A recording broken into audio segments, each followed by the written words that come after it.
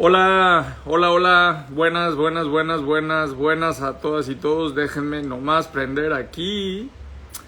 ¿Quién creen que va a estar hoy con nosotros? ¿Quién creen que va a estar hoy con nosotros? ¿Quién creen que va a estar con nosotros? Vamos a ver. Ahí está ya. La estoy subiendo. Espérenme un segundo. Denme un segundo. Ya la invité. Y ya espero que se conecte. Ahí está. Bienvenida. Viri, ¿cómo estás? Qué gusto. Hola, ¿qué tal? Muy bien. Qué gusto estar por acá. Saludos a todos, ¿cómo están? Igualmente para ti, Viri, un abrazo muy fuerte desde Grecia. No más como es la tradición aquí en mi espacio, dame un segundo para darles la entrada aquí a la gente. Una buena rolita aquí de Nikos Papazoglou, que es una súper rolata.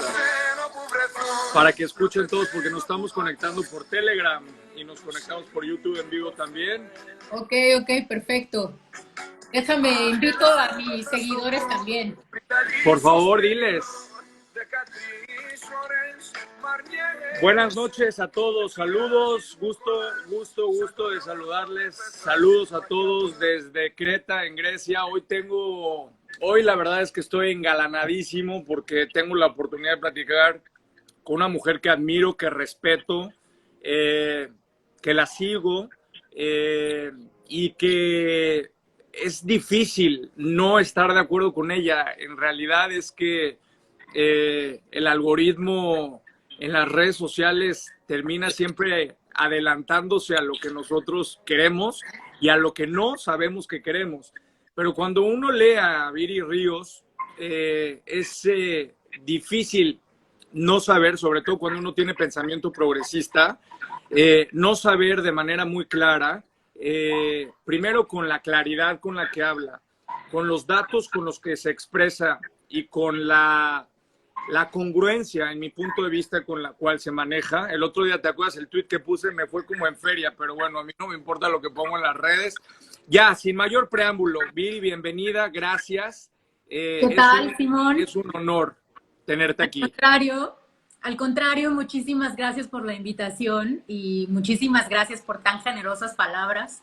Estoy feliz de estar por aquí, veo cuántos seguidores tienes, es impresionante y yo también te sigo y frecuentemente leo tus tweets y la verdad es que me gusta mucho el ángulo que también tú estás llevando en tus redes sociales, en donde hablas de cómo podemos llevar a México a ser un país de clases medias, en donde hablas también sobre cómo algunos de nuestros ultramillonarios se han aprovechado de su situación de cercanía con el poder para pues crear una economía que solamente los beneficie a ellos mismos, ¿no? Esta Yes. economía que se le ha llamado neoliberalismo, pero que en realidad también se le podría llamar corrupción.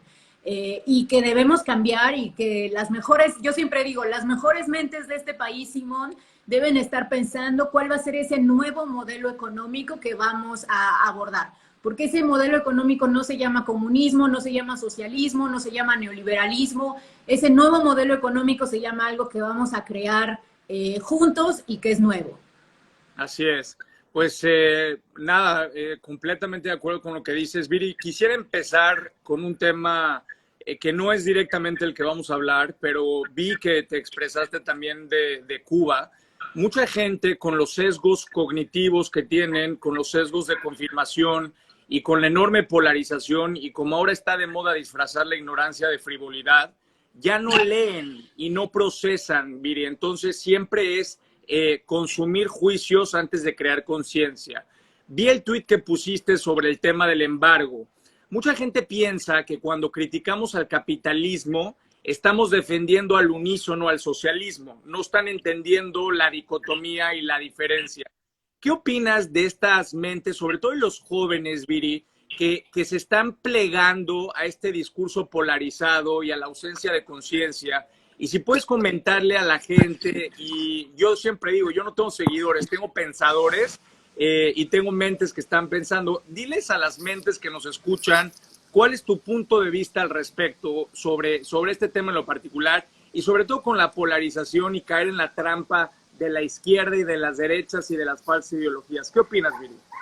Claro, me encanta que le llames falsa ideología porque creo que lo resume perfectamente, Simón.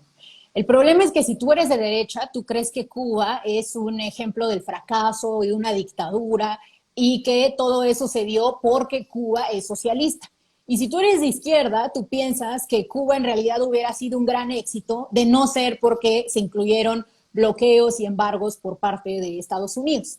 Y la realidad, como en todo, Simón, pues está muy en medio. Y la realidad es que ambas posturas tienen pues cosas positivas y cosas negativas. En lo personal, yo creo que no podemos negar el efecto brutal que ha tenido las sanciones y los embargos que se han hecho por parte de Estados Unidos hacia Cuba.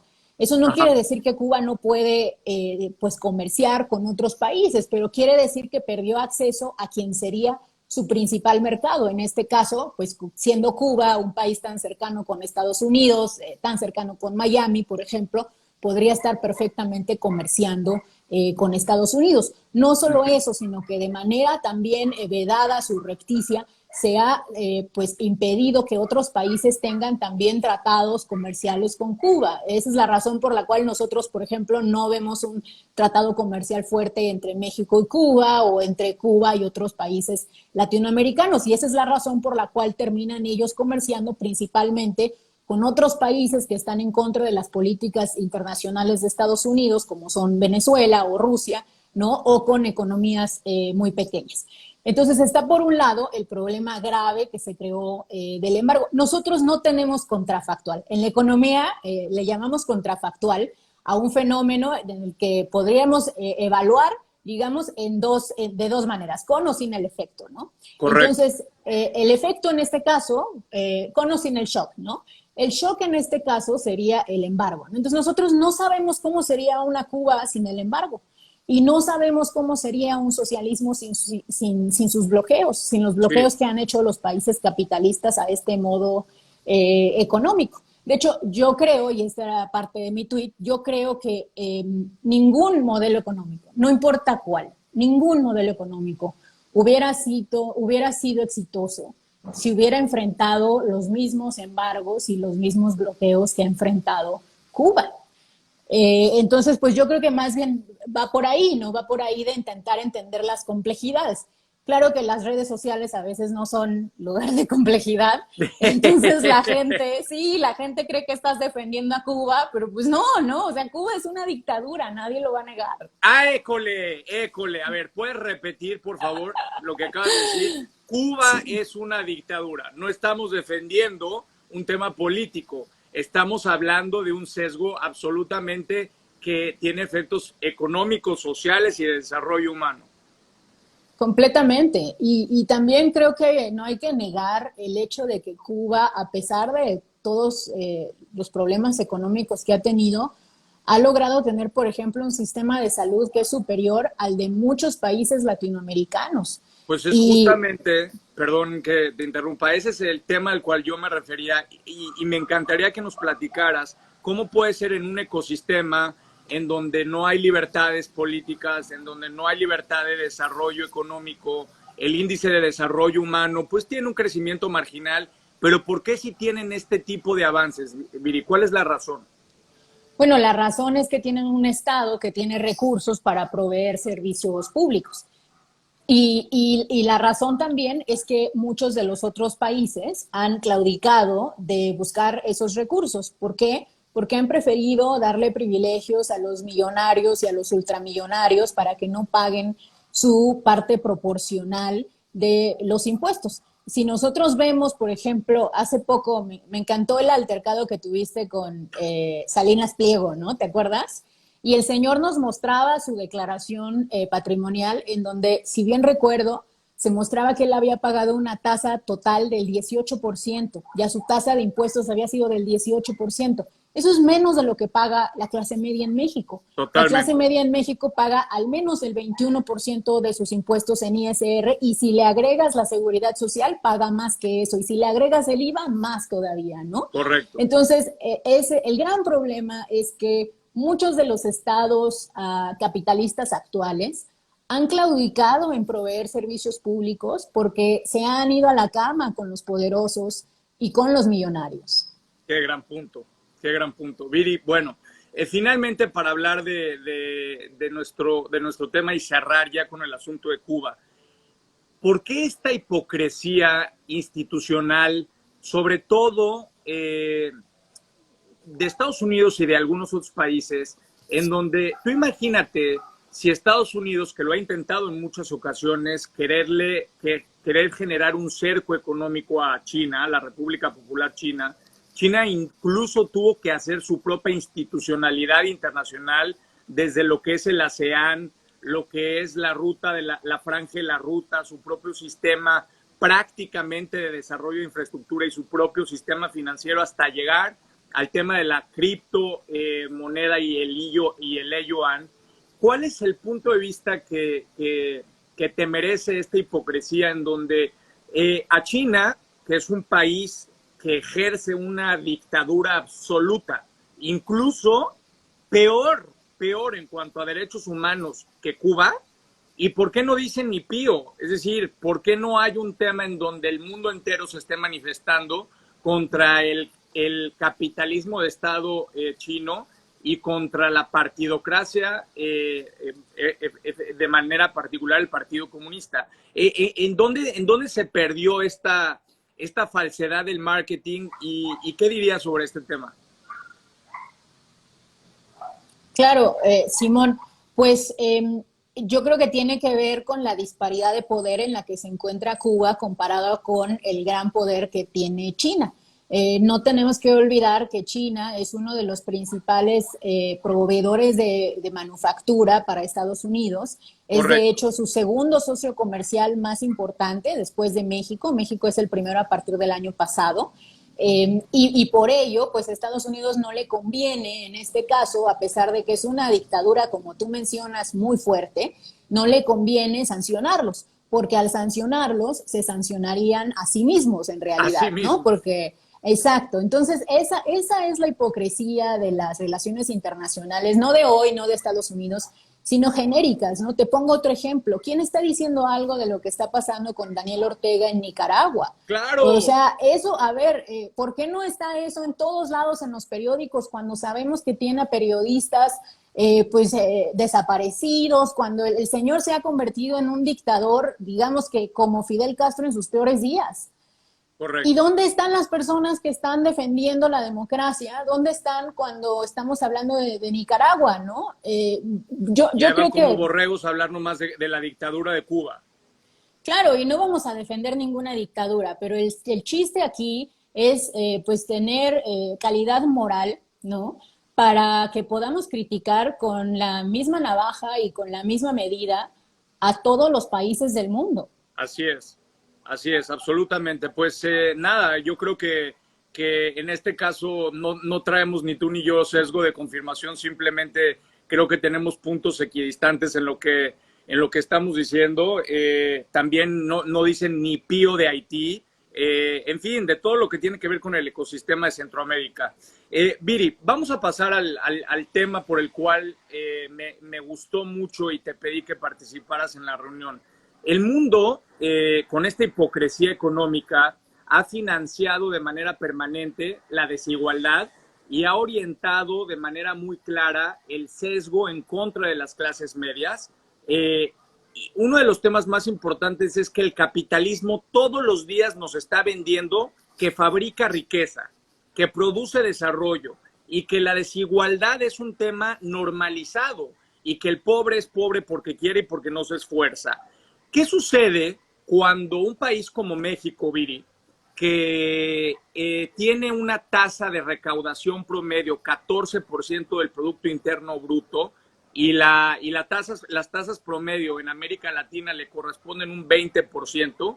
¿Qué pasa con un país como México, enormemente endeudado, en donde la inversión pública en 2018, Viri, era del 3.3%, el endeudamiento, las políticas erróneas de política fiscal y de política monetaria han hecho que baje la inversión pública del 3.3 a casi el 2,5%, y que ahora dependamos del gran motor de la inversión privada, casi el 40%, para financiar el desarrollo de México? Frente a esa realidad, Viri, ¿qué pasa con el impuesto a las multinacionales y cómo afecta al desarrollo de México y a las clases medias y sobre todo al desarrollo de la infraestructura de nuestro país. Claro, bueno, te cuento un poquito. Primero déjame dar un poco de contexto Por respecto a favor. qué es el impuesto de las multinacionales, cómo surgió, y luego te quiero contar a ti y al auditorio cuál es mi punto de vista respecto a este impuesto y qué es lo que creo que se debió haber hecho en vez de este impuesto. Entonces, Por primero, favor. el impuesto empieza como una idea del G7. Bueno, de hecho empieza como una idea de Estados Unidos y posteriormente transita a ser una idea abanderada por todo el G7, es decir, los 7 países más ricos y poderosos del mundo.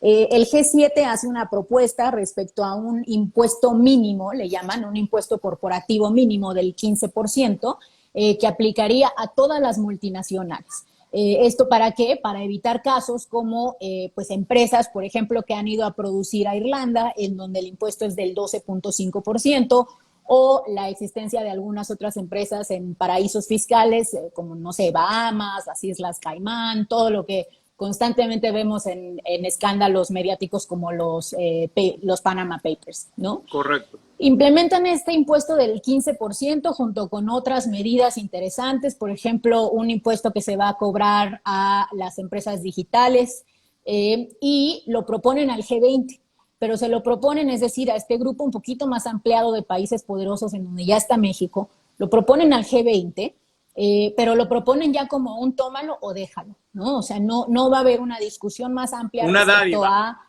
sí, o sea, ¿te gusta así o no? Punto. No puedes tú discutir, no puedes traer tus nuevas ideas, etcétera.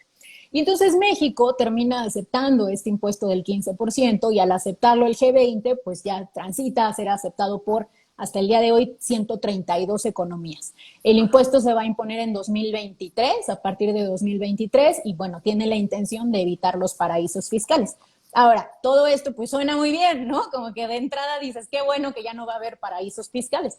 Pero el problema es que, y aquí va mi crítica, que era mi segundo punto, el problema es que el impuesto es demasiado bajo, porque al haberlo fijado en 15%, lo fijaron en realidad por debajo del promedio de los países del G20 y del G7.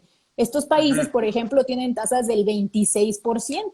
Entonces, en realidad, ¿qué hicieron? Pues en realidad se hicieron un favor, porque Ajá. este impuesto va a ser menor, van a existir ahora incentivos para que todo el resto de las economías los bajen, y pues Ajá. nos vendieron como pues una idea que Atole con el dedo. aparentaba, total atole con el dedo, porque aparentaba ser un impuesto muy progresista, cuando en realidad pues fue una protección hacia las compañías que probablemente querían pagar menos. Ajá.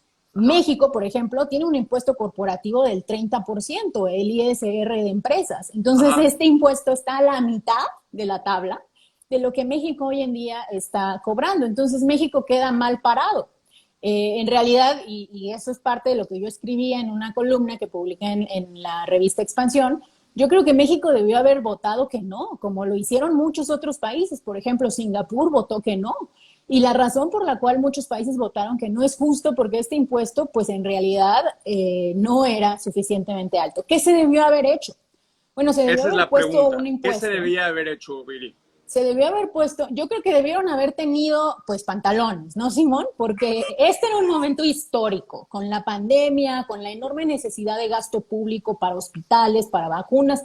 Este era el momento para poner un impuesto que fuera de al menos el promedio mundial, que es del 26%, y además agregar probablemente un impuesto a la riqueza, en donde los billonarios, todos los cuales, o la gran mayoría, viven en el G7, pudieran contribuir con la generación de un mundo más redistributivo y con los costos de la pandemia por medio de un impuesto a sus riquezas. Un impuesto mínimo, si tú quieres, si quieres del 0.5% de su riqueza, pero con eso tendríamos recursos para, por ejemplo, pues vacunar a la totalidad del continente africano. No pasó.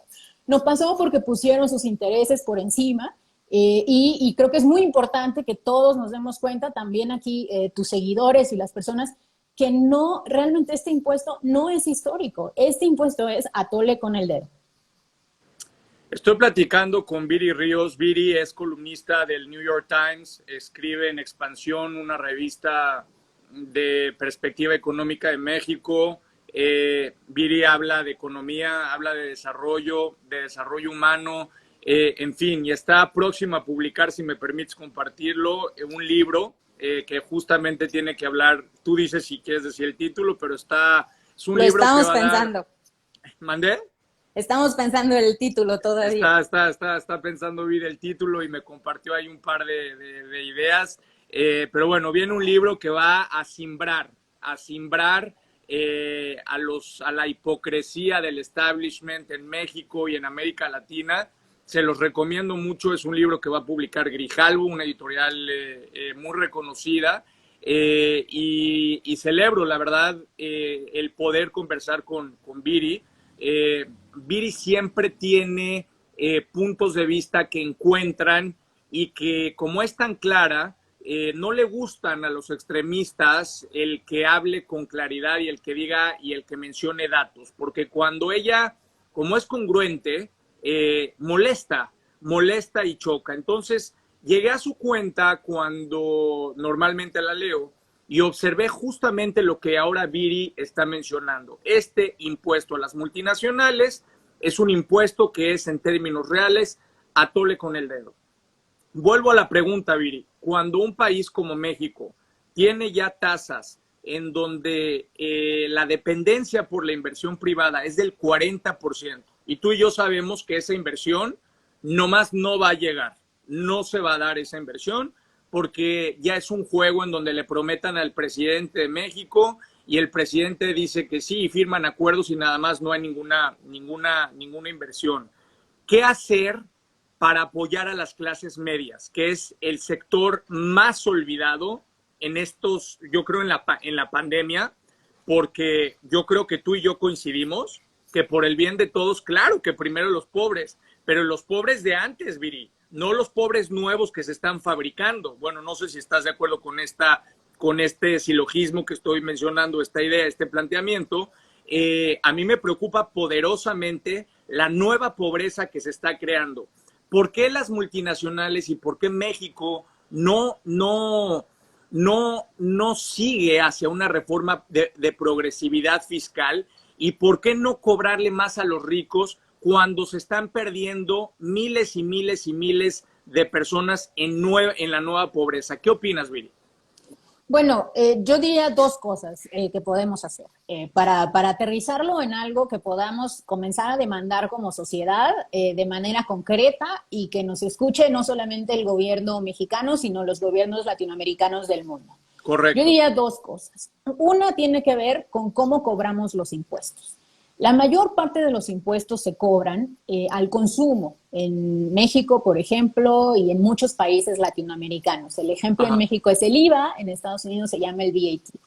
Y esos impuestos, pues, tienden a ser un tanto regresivos, es decir, afectan más a las personas de clase media y de clase baja, porque como proporción de tu ingreso terminas pagando más IVA. Entonces, un multimillonario que solamente puede consumir el 1% de todo el dinero que gana porque gana demasiado, pues solamente va a pagar IVA por ese 1%. Mientras que una persona pobre que vive al día, que vive cada quincena, pues entonces al final de la quincena se consumió todo su cheque y pagó impuestos al IVA por todo su cheque. Estos impuestos son efectivos, son fáciles de cobrar, pero no son justos. Debemos transitar hacia impuestos en donde se le cobre más desde el ingreso a las personas que más tienen. En el caso de México es el ISR, ¿no? En el caso de otros países es el income tax. Entonces, estos impuestos deben ser además radicalmente progresivos. Y yo digo radicalmente progresivos porque lo que tenemos es progresivo, pero muy poquito. Te pongo un ejemplo. Ahorita, el 10% más rico de México concentra más o menos el 50% de todo el ingreso del país. ¿Puedes repetir eso, por favor, ese dato? El 10% más rico concentra más o menos la mitad de todo el ingreso del país en México. Pero no pagan la mitad de los impuestos, pagan menos. Correcto. Ellos deberían pagar al menos la mitad de los impuestos, al menos, porque si queremos una redistribución debería ser más. Pero la realidad es que quien termina pagando más impuestos de lo que debería son las clases medias, casi todo el tiempo. Entonces, eso se tiene que arreglar mediante cómo pagamos impuestos y qué tipo de impuestos pagamos. Y la segunda, que no tiene nada que ver con impuestos y que no tiene nada que ver, de hecho, con cuestiones fiscales, es la competencia. Hay un gravísimo problema en la economía mexicana en el cual un puñado de empresas se han consolidado como los grandes proveedores de todo lo que compramos. Los El pan, oligopolios. los oligopolios. El pan se lo compras a una o dos empresas, el teléfono se lo compras a una o dos empresas, etcétera, ¿no? Todo. Y entonces eso hace que las cosas sean más caras. Yo justo ahorita estaba terminando uno de los capítulos de mi libro y voy a hacer un comercial porque uno de los capítulos se llama El negocio es vender caro. Y habla de cómo en México hay sobreprecios en casi todos los productos. ¡Qué maravilla! Y precisamente lo hay porque hay muy poca competencia. Entonces, nuestros salarios, mis estimados que provienen de estadísticas que yo hice con modelos econométricos, muestran que nuestros salarios nos podrían alcanzar para comprar 8% más si no hubiera monopolio, Simón. Es decir, perdón que te interrumpa, quiere decir que esto que nos han educado y que nos han dicho que el poder adquisitivo está cayendo por la inflación, más que tener un efecto monetario, tiene que ver con un tema de concentración económica y de nulidad en competencia económica, ¿es correcto? Es correcto. El negocio de las grandes empresas es vendernos caro y además de todo, como dijo alguien ahorita en el chat, no pagar impuestos por ello. Claro. Entonces, imagínate, ya quisiéramos nosotros como clase media poder cobrar el doble o el triple de lo que nos pagan de sueldos y además no pagar impuestos, imagínate, o sea, eso es el abuso sistematizado en el cual el sistema fiscal y el sistema de competencia y económico ha favorecido a unas cuantas empresas, en detrimento además de los grandes y más importantes empresarios de este país, que son los empresarios pequeños y medianos. El empresario pequeño y mediano de México admira a estos grandes corporativos, pero no los debemos admirar, Simón. Debemos verlos como lo que son. Estos grandes corporativos lo que han hecho ha sido aprovecharse de sus consumidores, monopolizar los mercados e impedir que los pequeños negocios crezcan. Te voy a poner un último ejemplo porque ya me eché como gorda en tobogán para decirte todo esto. Déjame decirle a la gente que se está conectando. Estoy platicando con Viri Ríos y Viri nos acaba de decir algo genial. Hay un impuesto fantasma, un impuesto oculto para gran parte de la población que proviene de la ausencia de competitividad, de ausencia de competencia, de concentración económica, y eso cuantificado de manera econométrica por Viri le da un 9% de impuesto disfrazado que la gente está terminando pagando de productos más caros por la ausencia de competitividad. Perdón, Viri, por favor, el segundo tema. Correcto, Simón. Entonces, yo creo que lo que tenemos que hacer como consumidores es demandar que exista un verdadero capitalismo competitivo. ¡Eso! Porque lo que tenemos ¡Bravo! no es eso. ¡Bravo! Entonces, por eso a mí me da risa los que dicen, ay, tú defiendes a Cuba, porque no te gusta el capitalismo. Yo, ¿cuál capitalismo? ¡Bravo! ¿Dónde está? Preséntenmelo. Porque yo no lo conozco.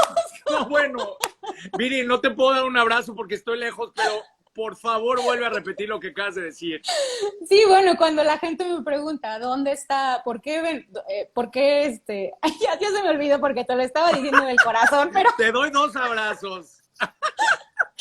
Es que sí, se me olvidó porque me salió del corazón, pero es verdad, o sea, el capitalismo, ¿cuál? ¿Dónde está? O sea, que nos lo presenten, porque lo que vivimos en México y en los grandes países de Latinoamérica es la monopolización de la economía y además hay propaganda, ¿no? En donde nos dicen, no, tú tienes que admirar a estas grandes empresas. No, esas grandes empresas no son admirables. Admirable es el empresario mediano y el empresario pequeño que pagando tasas proporcionalmente más altas de impuestos que Walmart ha logrado sobrevivir siendo su proveedor. Y esto es a lo que iba. Por ejemplo, hay un gran problema en México, Simón, que se arregla de volada, yo creo, si nos organizamos y nos ponemos de acuerdo todos los ciudadanos. Y es el siguiente. Las grandes empresas son muy malas con sus proveedores y les pagan a veces hasta 180 días después de haber adquirido la mercancía. Claro. Y eso está ahogando a la empresa pequeña y a la empresa mediana. Los flujos de efectivo. Los flujos de efectivo. En Europa, por ejemplo, en España, esto está regulado. En España está regulado para que no te puedan dejar de pagar me parece que es en más de 90 días.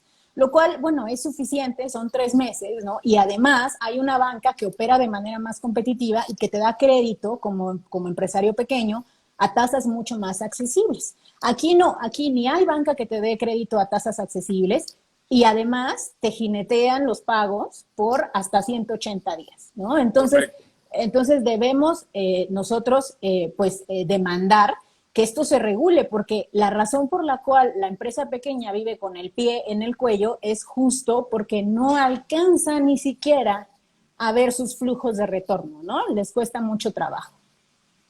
Y es justamente como los grandes oligopolios, las grandes multinacionales, los Walmarts, los Bimbos, terminan ahorcando a las pymes porque simplemente en el ritmo de tus cuentas por pagar frente a tus cuentas por cobrar, no hay una correlación lógica y absolutamente lo que mata a las empresas no es la falta de activos. Lo que las termina matando, estarás de acuerdo, es que no tienen idea y además no saben administrar y terminan siendo manipulados sus flujos de efectivo. Y eso es lo que en términos reales, en una competencia perfecta en donde teóricamente hay capitalismo, esto es lo que en realidad está generando la mortandad de las pequeñas empresas y de las pymes. Si a eso le sumas lo que acabas de mencionar, Viri nos acaba de hablar de un impuesto disfrazado, de que por la propia concentración económica hay un aumento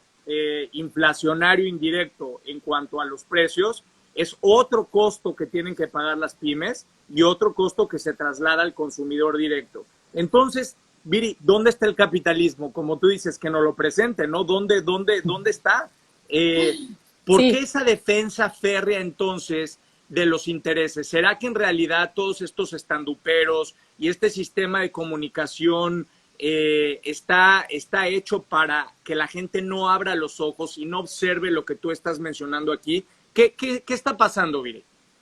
Pues yo creo que hay mucho conflicto de interés. La realidad es que quien paga las cuentas en un país tan pequeño como México, en donde hay muy pocos negocios grandes con capacidad de flujo, pues quien paga las cuentas son siempre los grandes negocios. Y cuando tú empiezas a ver en dónde están los patrocinios de estas personas o en dónde trabajan estas personas, pues te empiezas a dar cuenta de que pues en muchas ocasiones sus salarios dependen directamente de alguno de los miembros del Consejo Coordinador Empresarial o de alguno de los grandes empresarios de México de manera directa o indirecta. Yo tengo un gran privilegio, que es que yo no trabajo prácticamente para empresas mexicanas. Yo doy mis clases, como tú sabes, Simón, en Harvard, entonces pues es completamente fuera de México. También trabajo con el New York Times, que no depende ya más. Hubo un tiempo en que sí, un socio mayoritario fue Carlos Slim, pero ya no más.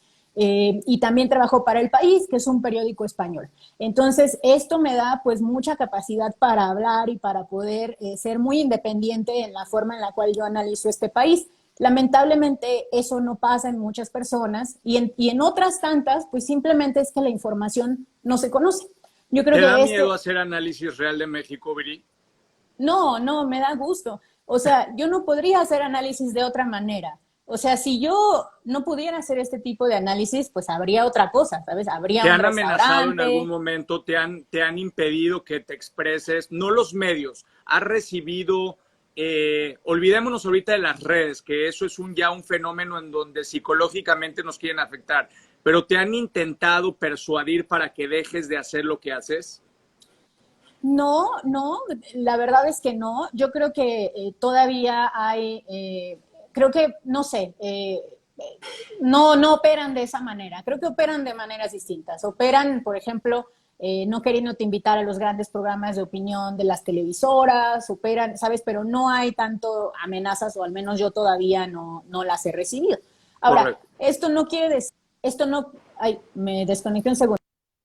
Ahí está ya. Pero esto no quiere decir, y quiero acotarlo muy bien porque no quiero que se malinterprete, esto no quiere decir que estamos en contra de la generación de riqueza o de las grandes empresas. Bravo. A ver, estamos muy a favor. Yo lo que quiero de México es que haya muchos ricos, muchos, enorme cantidad de ricos. El problema es que hay muy poquitos.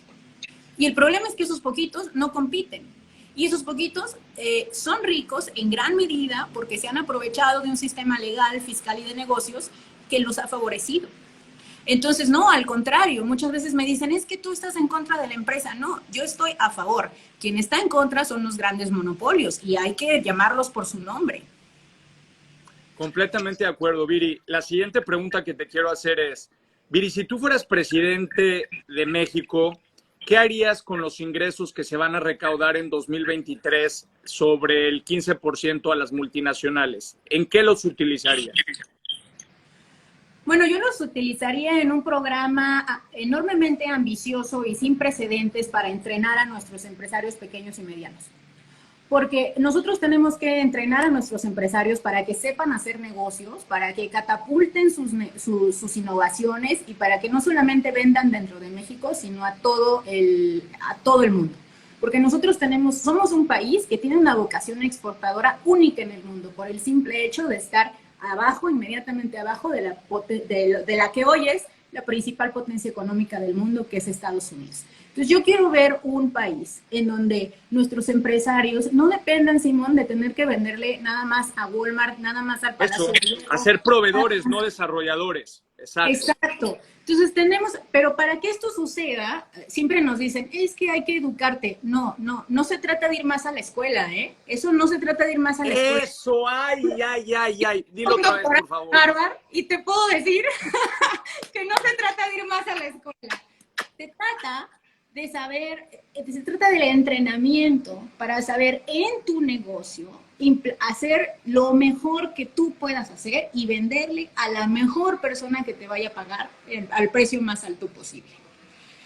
Y eso haría yo con el gobierno, porque el gobierno debe dejar de ser, mira, los programas sociales son muy necesarios. Yo creo que también hay que ampliarlos, hay que darle mucho más dinero a la gente, mucho más servicios de salud y de educación, becas. Yo estoy a favor de todos los programas sociales, todos. Pero el programa social número 1 que más nos falta es un programa para que las empresas en México crezcan y compitan. Correcto, porque esto lo que haría... Exacto. Esto lo que haría justamente es democratizar las fuentes de la riqueza, producir más empresas. No queremos que haya pobreza, al contrario, como dice Viri, queremos que haya más riqueza, pero de manera cualitativa y de manera cuantitativa. Viri, mi siguiente pregunta, y deleitándome, es increíble escucharte. Cuando tú tienes y haces análisis tanto en econometría, pero sobre todo cuando tú, de manera muy particular, haces política pública, ¿en dónde observas el mayor efecto multiplicador en la aplicación de cualquier impuesto? Vamos a llamar, en términos generales, los impuestos. ¿En dónde la política fiscal, a la hora de hacer el gasto, la inversión pública, en qué área o en qué sector de la economía se ve más beneficiado y hay mayor efecto multiplicador, que va en correlación a la pregunta anterior? Claro, bueno, yo creo que depende mucho de a quién queramos impulsar, ¿no? O sea, no hay una respuesta única a tu pregunta, porque si lo hubiera, todos los países serían ricos porque todos sabríamos en qué invertir el dinero de los impuestos. Pero yo creo que para un país como México hay 3 grandes áreas, Simón. La primera, ya la mencioné, es un entrenamiento radicalmente único e innovador para las empresas, para que las empresas pequeñas y medianas puedan crecer y para que puedan vender fuera de México y dejen de depender de estos proveedores abusivos que tenemos dentro de México y de los monopolios. La segunda, Simón, yo creo que sí hay una necesidad urgente de mejorar los procesos logísticos en México. En México no tenemos suficientes carreteras, no tenemos suficientes aeropuertos, no tenemos suficientes puertos y los que tenemos no funcionan bien.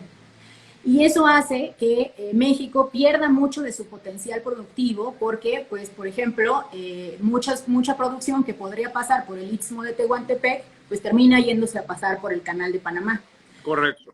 México tendría, por ejemplo, que invertir una cantidad muy importante, nuevamente sin precedentes, en los puertos, por ejemplo, en Mazatlán, para que se pudieran introducir ahí muchos de los bienes que vienen desde Asia hacia los mercados tanto de México como de Estados Unidos y convertirnos nosotros en el proveedor logístico más importante de Estados Unidos. Nosotros ya somos ese proveedor, te voy a hacer una acotación, Simón. Lo somos en las drogas, en la cocaína. Los narcotraficantes son los proveedores logísticos número 1 de Estados Unidos. Gran y lo punto. han sido desde los años 90. Gran punto. Esos cuates han tenido pues su visión y sus incentivos, ¿no? Pero nosotros debemos cambiar. Debemos nosotros impulsar a que los negocios legales tengan esa capacidad, ¿sabes? O sea, yo siempre me pregunto, ¿qué hubiera sido del Chapo Guzmán si hubiera tenido la oportunidad? Pues muy probablemente hubiera sido un gran empresario del país, un gran empresario, porque se necesita cierto nivel de inteligencia para poder llevar una industria ilegal de esa cantidad. Y esa es la gran tragedia de nuestro país, que sin oportunidad nuestros jóvenes no están yendo por el camino legal de abrir empresas que triunfen, sino que se están sintiendo más y más atraídos también hacia el crimen organizado. Y esa es el desarrollo territorial que México tendría que tener y la organización territorial para el desarrollo que México tendría que tener, sí la tiene, pero rumbo a la impunidad y no para el desarrollo de cadenas productivas, sino para el desarrollo de cadenas delictivas. Es lo que estás diciendo, ¿no? Correcto. Y eso pues nos ha llevado al país que tenemos, ¿no? Con estas altísimas tasas de violencia, etcétera. Entonces, ese sería el segundo punto, una inversión logística sin precedentes. Entiendo. Y entonces, si ya estamos de acuerdo tú y yo que necesitamos intensificar la competencia y la competitividad, que no es lo mismo competencia que competitividad, ¿qué hacemos con la COFESE? ¿Qué hacemos con la Comisión Federal de Competencia Económica? ¿Cómo impulsamos y cómo aumentamos la competencia y la competitividad? ¿Qué le pasa a ese dinosaurio o a esa organización? ¿Cómo aumentamos la competitividad de México, Willy? Claro, bueno, yo diría dos cosas muy importantes para COFESE. La primera es que COFESE no tiene los recursos ni la capacidad para ahorita analizar suficientemente la ley. Entonces se la pasa tomando casos, pero son casos chiquitos. Ay, mi perro ya se puso aquí. No, dale. Es lo más importante. Espérame, Sí. Aquí la espontaneidad es lo mejor. Tú dale, tú tranquila. Pero entonces les decía, pasa que la COFESE no tiene la capacidad ahorita para poder atender problemas legales que se dan a nivel Estado. Entonces, por ejemplo, muchas de las legislaciones que impiden la competencia, Simón, no existen, no son legislaciones federales, son legislaciones estatales. Entonces, eso... Si quieres, me paro y atiende a tu perrito. No, ya lo atendieron, ya. Es lo más importante. Ya me ayudaron. Pero... Okay. Amo a los perritos. Ay, sí. ¿Qué perrito tienes? Tengo un pitbull. Ay, qué padre. Pitbull, pero me llegó y lo adopté y es un amor. Qué maravilla. Perdón, sigue, continúa. Entonces, la COFESE tiene que atender legislación legal y para eso necesita más recursos, ¿no? Y la segunda es un cambio legal. Mira, te voy a decir qué es lo que sucede en México. Lo que sucede en México es que el estándar de la prueba para probar que alguien... Si puedes subir un poquito la voz para que te oigan bien, ahí está. El estándar de la prueba para que alguien pruebe que hay un monopolio en México es muy alto. Entonces, en Estados Unidos, casos de monopolio que son sancionados y que le cuestan millones de dólares a las empresas, en México ni siquiera terminan siendo llevados a los tribunales. Entonces, eso tenemos que cambiarlo. De fondo tiene que cambiar la ley para que sea más fácil irnos en contra de los monopolios. Mira, Biden la semana pasada, ¿te acuerdas que Biden dijo, yo me voy a ir con todo en contra de los monopolios? Y tuiteó, porque un capitalismo sin competencia no es capitalismo, es explotación. ¿Te acuerdas? Sí, lo dijo antier. Bueno, pues en México ya quisiéramos tener la ley que hoy tiene Estados Unidos, y ni siquiera soñamos con poder tener una ley tan buena como la que Estados Unidos actualmente está diseñando. Entonces, pues hay que cambiarlo de ley, hay que cambiarlo de raíz. Viri, ¿México de verdad ha sido neoliberal o ha tenido o ha sido una economía totalmente centralizada y de closet? ¿Cuál es tu punto de vista? Yo diría que sí y que no, Simón.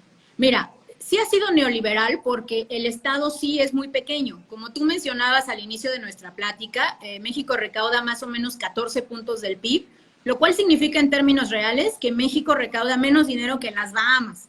Y las Bahamas es un paraíso fiscal. ¿Escucharon lo que acaba de decir Viri? México recauda menos dinero que las Bahamas. ¿Escucharon? Perdón, Viri. Entonces, sí, somos un paraíso fiscal secreto, ¿no? Como escondido, nadie sabe.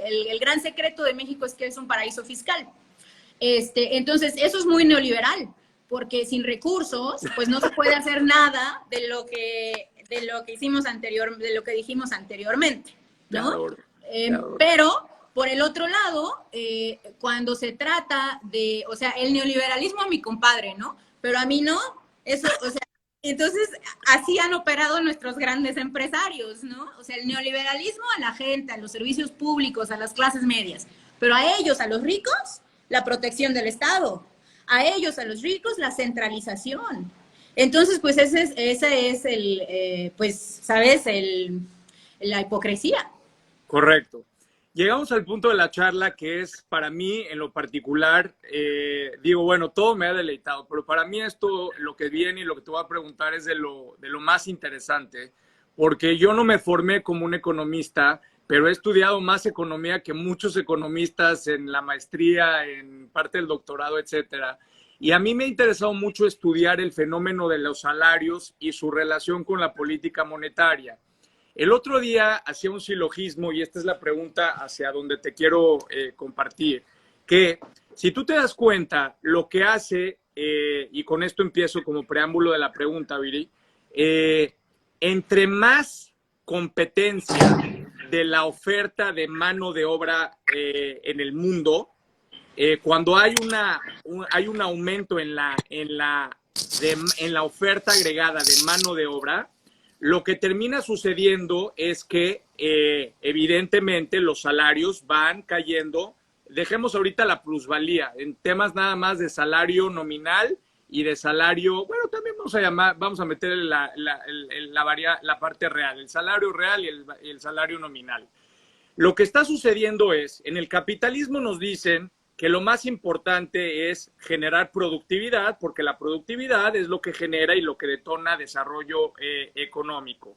¿Qué pasa cuando tú incentivas permanentemente el aumento, la modificación de la oferta de la mano de obra, aumentas más manos en la economía, baja de manera cuantitativa los salarios, y en términos prácticos y reales, cuando los salarios no solamente disminuyen nominal y realmente, tu poder adquisitivo le sigue la misma suerte o sigue teóricamente la misma proporción. ¿Hasta ahí voy bien?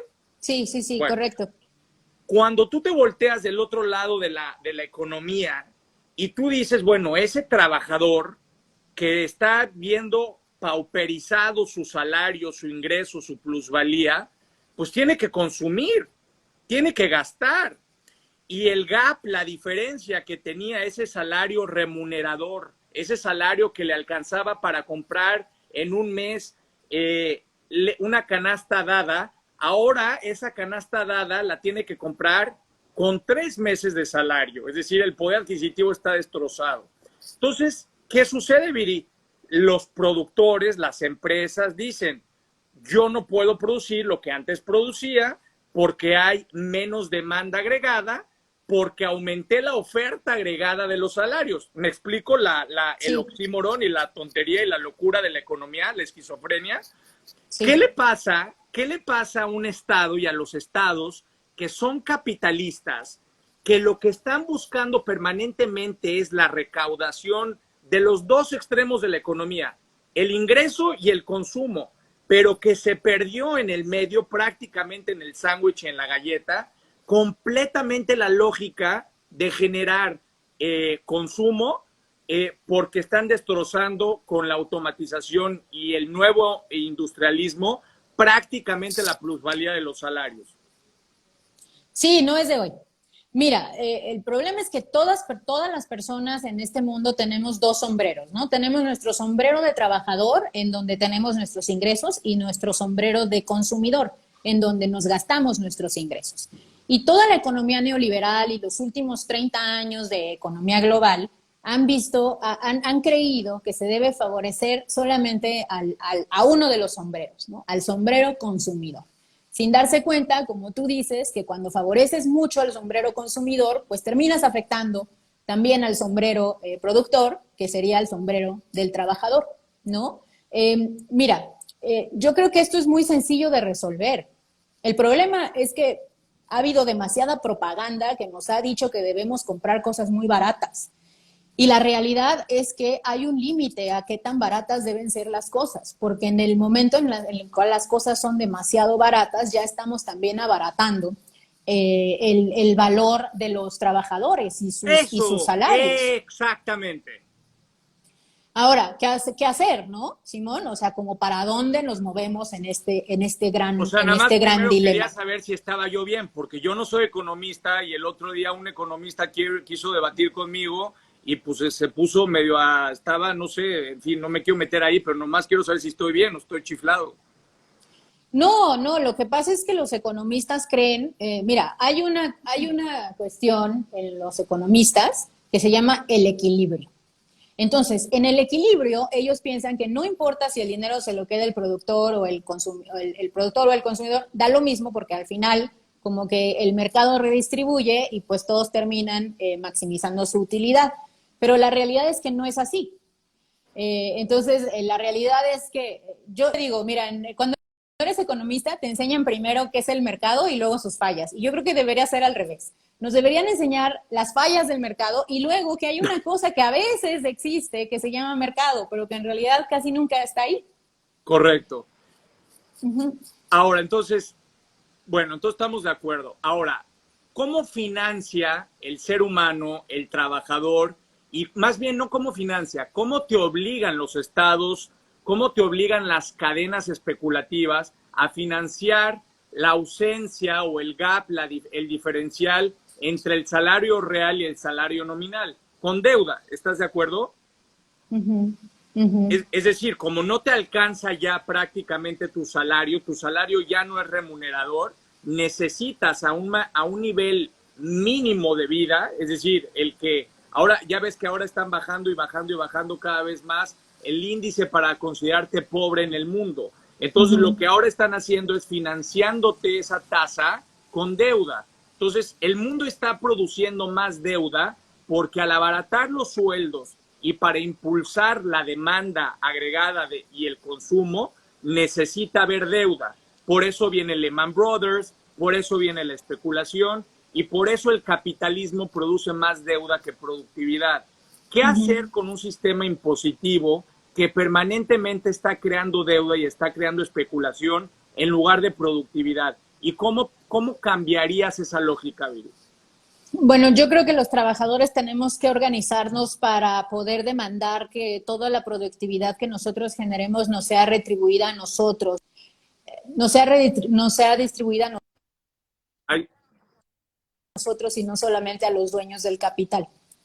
Entonces, parte de ello es la organización. Y creo que, ¿sabes qué pasa? Que en los años 70, en los años 80, en los 90, hablar de sindicatos y hablar de organización laboral se volvió pues como que hablar de la corrupción, ¿no? Sí, un tabú. Un tabú y ya nadie quiere organizarse, pero la realidad es que debemos organizarnos porque mira, los grandes corporativos el modelo están organizacional empresarial. Perdón que te interrumpa, ¿está en crisis el modelo organizacional empresarial? No, de los trabajadores. Los empresarios están muy bien organizados. Los empresarios tienen tratados de libre comercio, ellos pueden fluir de un país al otro, los trabajadores no. Por ejemplo, ¿cómo podemos decir que existe, digamos, el libre mercado si solamente existe libre mercado para los productos, pero no para los trabajadores? ¡École! Los trabajadores deberíamos, así como pasa un coche de un país a otro y se produce en 3 países al mismo tiempo, los trabajadores deberíamos poder trabajar en todos los países donde queramos. ¿Estás consciente de lo que estás diciendo? O libertaria. Ya, o sea, esto ya se toca, ¿no? Porque ya puede ser comunista o libertario, dependiendo cómo lo veas. Como Chumel con Diego Rusarín, ¿no viste la famosa? Sí, vi, pobrecito. Pues es que hoy está de moda disfrazar la ignorancia de frivolidad. Pero bueno, regresemos. Es decir, entiendo bien el punto, pero ¿no crees que una organización de cooperativas que también ha sido un tabú. Hablar de cooperativas ha sido como algo negado. ¿Qué pasa con el cooperativismo y sobre todo con el cooperativismo digital y con blockchain? ¿Jalará?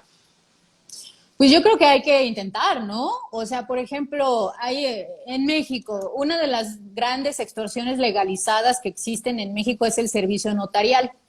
Y existe también en muchas partes del mundo, sobre todo en partes latinas, ¿no? Y, por ejemplo, ya no necesitamos nosotros al notario para muchos de los trámites porque ya tenemos tecnología como blockchain o como otras que podrían ayudarnos a que esa chamba, pues ya, digamos, que se haga más rápida y hasta de manera más eficiente.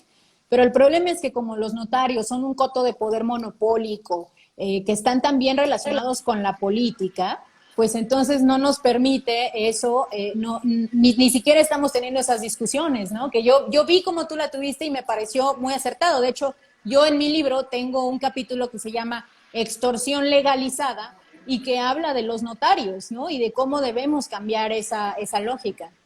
¿Por qué? Ahora le damos la bienvenida a Diego, ¿Cómo que se ha estás, Viri? Mucho tomado la gusto. plática. Bienvenido. Hola. No sabes cómo reaccionaron con mucha virulencia porque ellos saben que su negocio tiene fecha de caducidad. Es otro de los impuestos ocultos que tenemos. Solamente para terminar este punto, porque me parece muy importante, ¿le podrías compartir a las personas que nos están escuchando por qué el costo de las burocracias, el costo de la intermediación termina siendo en el capitalismo, en el sistema que promueve la riqueza, en el sistema que promueve el desarrollo? ¿Por qué de manera permanente el capitalismo lo que ha hecho es producir burocracias y producir intermediación que en lugar de productividad genera especulación?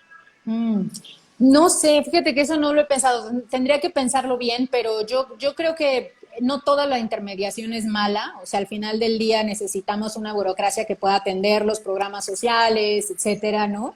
Y creo que no estoy segura que ha habido una tanta burocratización. No sé, tendría que pensarlo, Simón, pero me lo quedo de tarea. Te lo dejo de tarea. Yo no me refiero a hacer disfuncional al Estado. Lo que me refiero es a hacer disfuncional a la productividad, que eso es lo más delicado y lo más importante, y que como tú bien dices en cada una de las respuestas que me has dicho, depende.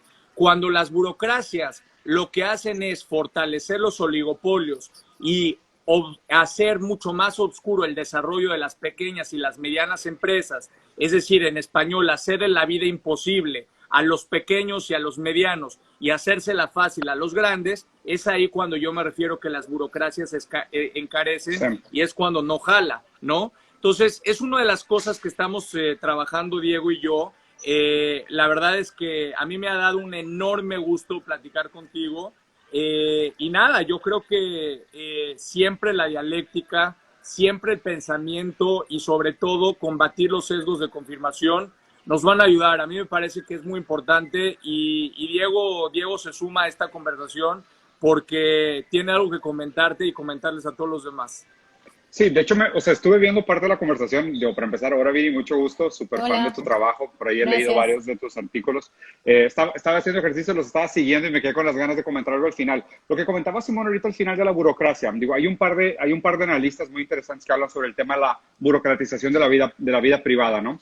Específicamente uno de ellos se llama Mark Fisher, tiene un libro muy bueno que analiza este momento como de capitalismo tardío, que obviamente habría que poner en contexto la palabra capitalismo en esta lectura tardía, que es medio tecnofeudal, donde, como comentas, ¿no? Hay como un oligopolio por parte de las grandes fortunas que crean todas estas condiciones estructurales para perpetuar el poder en pocas manos, ¿no? Y a lo que se refiere Simón con esta idea de la burocracia o cómo la burocracia afecta a la vida, es que mucho de lo que se ha pasado es que existe este sistema de la autogestión.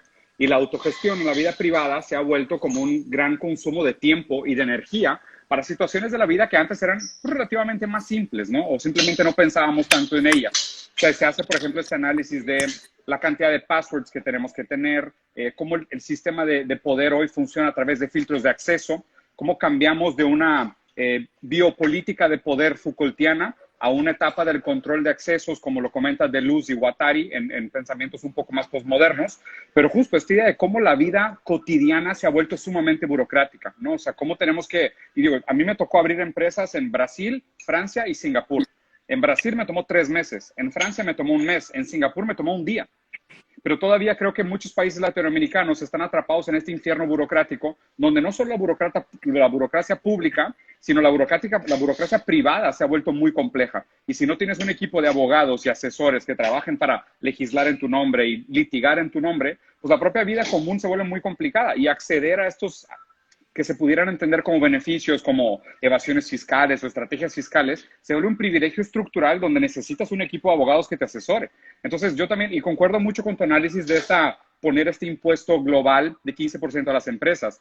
Obviamente, lo complicado aquí es de que como ellos mismos tienen todos estos grandes músculos legales que les ayudan a gestionar, pues también ellos mismos van a acabar encontrando pequeños loopholes, como pasa con este Double Dutch with the Irish Sandwich, ¿no? Que lo que hacen es que ponen empresas en Holanda e Irlanda y usan estos agujeros fiscales para ellos mismos venderse su propiedad intelectual y hacer evasión fiscal en 5 países al mismo tiempo. Entonces, creo que el tema de la burocracia es importante para platicar el futuro, porque no es un tema ideológico, sino que es un tema que debería de guiarnos, y como lo planteaste al principio, que me encantó cómo presentaste, que no es esta idea de, no hay que tener nostalgia, hay que analizar fríamente los fracasos del pasado, entendiendo por qué fracasaron, que realmente son temas perspectivos, no son subjetivos ni objetivos, sino que son realmente temas de perspectiva, y plantear o tratar de plantear una lectura más honesta sobre la realidad, para desde esa base partir y crear propuestas para un futuro. Y en eso creo que la burocracia es un tema central, porque no podemos dejar que la nueva tecnología que se está creando se use para perpetuar estos privilegios estructurales, sino que la tecnología en sí tiene que verse como un potencial de esperanza,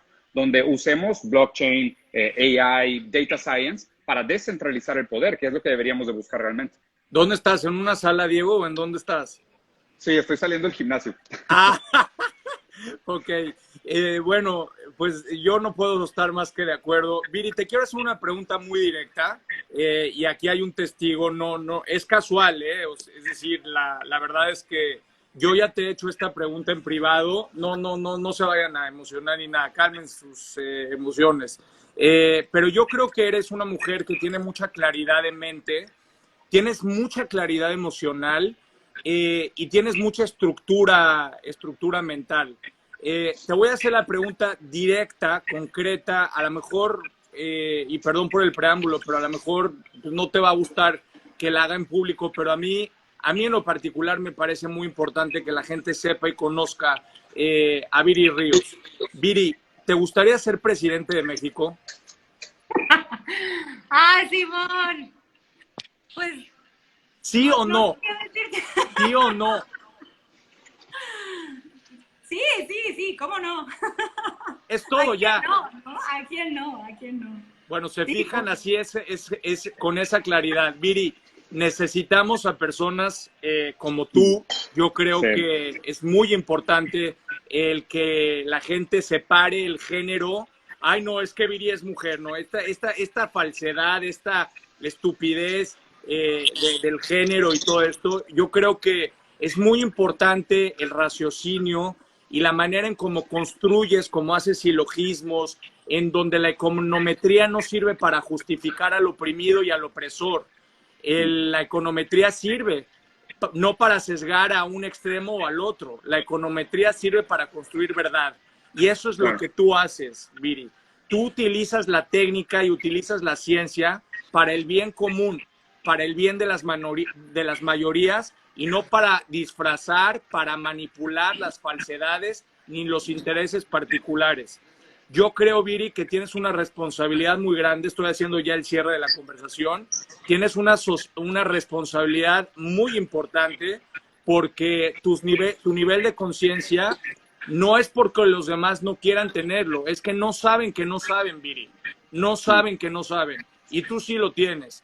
México no es que te necesita, porque estamos acostumbrados a alabar a individuos y a personas en lugar de crear ecosistemas, que es algo que Diego y yo siempre hemos estado hablando y conversando. Pero tú eres parte de la necesidad de generar un ecosistema en donde la sociedad y los individuos, que esa es la diferencia entre el ser libertario y entre el ser progresista o de izquierda, que un estandupero no supo contestar, algo mínimo que tú tienes la capacidad de materializar. Ojalá lo pienses, Viri. Gracias por haber estado en este espacio, y sobre todo que se repita de nuevo y que mucha y más gente te conozca. Y sobre todo gracias a Diego porque se acaba de sumar. No, hombre, encantado. De hecho, Viri, me encantaría invitarte a mi podcast. Ahí pásame los datos después por DM o con Simón, pero me gustaría tener una plática contigo más extendida de un par de horas, si me lo permites, inclusive para ver varios temas. Y sumando el comentario de Simón, lo único que cambiaría del speech es al revés. Yo creo que deberías de usar tu género como bandera. O sea, México necesita más líderes mujeres como tú, que representen una voz de un país que ha sufrido tanta violencia de género. Creo que muchas mujeres líderes han sido los mejores ejemplos de gestión durante la pandemia, por lo menos, como la presidenta de Nueva Zelanda. La verdad es que nunca lo había escuchado, pero pues, el criterio de Simón siempre impecable. Te apoyo, platiquemos, me encantaría escuchar. Claro que sí, Diego. Mil gracias, Simón. Gracias por las palabras tan generosas y bueno, gracias a todos los que nos están viendo aquí en el live. De verdad les agradezco enormemente. Muy bien. No, gracias a ti, gracias a Diego. Pues les mando un abrazo y nos avisas cuando esté el libro listo. Claro que sí. Seguramente va a ser hermanito del que viene con Diego y con nosotros, pero me da mucho orgullo el que las clases medias tengan voz. Viri Ríos nos habla pronto de las clases medias y de cómo es mucho, mucho, mucho más fácil ser pobre que tener más clases medias y poder evolucionar en México. Gracias, Viri. Bye. Diego, gracias. Un abrazo a todos y todos. Gracias. Adiós. Hasta luego. ¿Qué tal la plática con Viri? Buenísima. Pues nada, voy a dejar la plática, la conversación en vivo en mi cuenta de Instagram. Les mando un abrazo muy fuerte. Estoy transmitiendo en vivo y en directo desde Creta, 10:08 de la noche.